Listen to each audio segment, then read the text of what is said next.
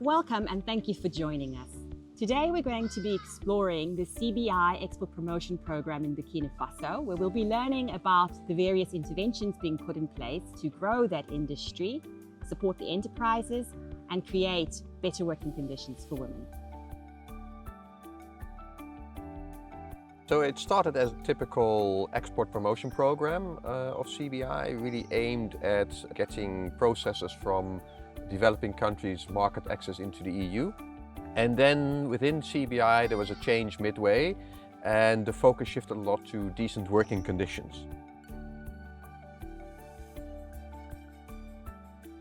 When we started in 2008, women were earning 1,500 francs a day, which is roughly €2.5 euros.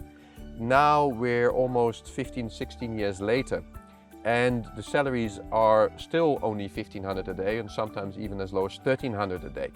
So effectively they've lost 30 to 40% of their income. From one season to the next, 30 to 50% of women do not return to work. There are women who disappear midway through the season, they just don't show up for work. There are motivational issues, low labor productivity.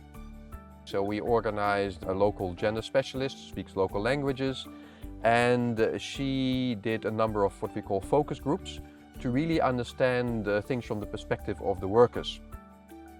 We found that the women were sleeping on average 4 or 5 hours a night only.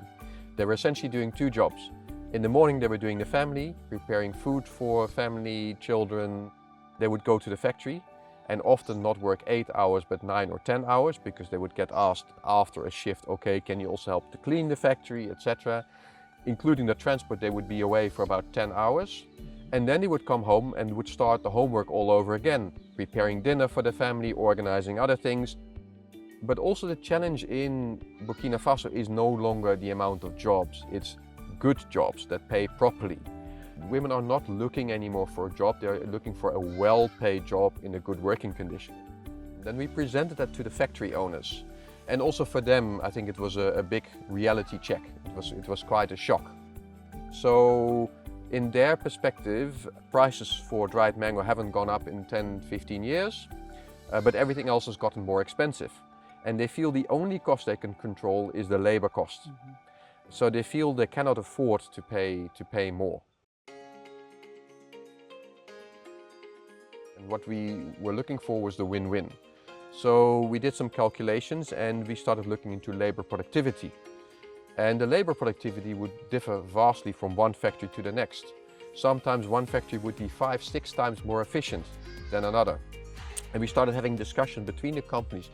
What are the ones that are doing very well? What are they doing differently? And that really got a movement going. There's one company who copied a very ingenious system from Ivory Coast, where they reduced the shift to 5 hours. So they're operating 2 shifts of 5 hours, no lunch break. They were doing the same amount of work in 5 hours instead of 9. But now people remained fit, they remained with energy. So a real increase in labor productivity. Most companies are in survival mode. They're just trying to survive and grow in a very difficult environment. How can you make it possible and affordable for them to make these changes? And you have to look for the business case almost for including women in the workplace or improving their working conditions. So to Michiel, thank you very much for sharing your story. It's really inspiring to see how practical solutions are possible, how they can create win-win outcomes for businesses and for enterprises, and very importantly, how it can improve the lot of women in communities in Africa.